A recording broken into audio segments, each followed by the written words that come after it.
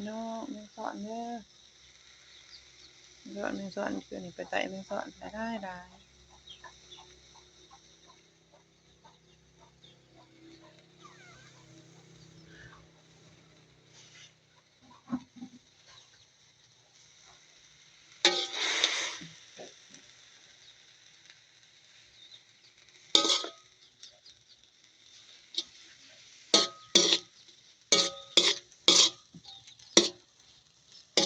แมงกระซ้อน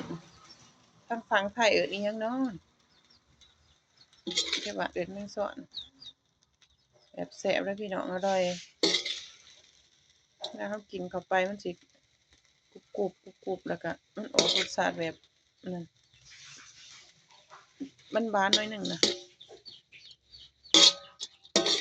มันกินข้าวตำถั่วตำแตงเข้ากันดีเลยพี่น้องขัวกินกับ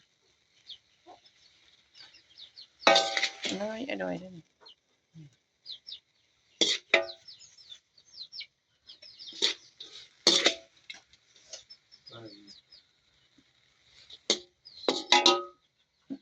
ล้างแตงให้หน่อย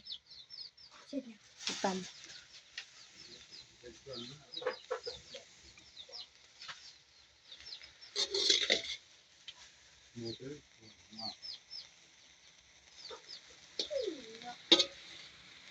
ทั้งไทยเอิ้นแมงอีสังเด้เนี่ยอันนี้เคยกินอยู่บ่เนาะ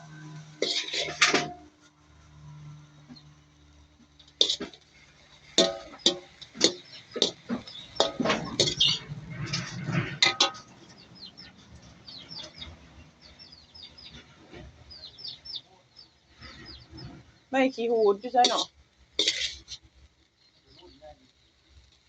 เอิ้นแมงขนุนบ่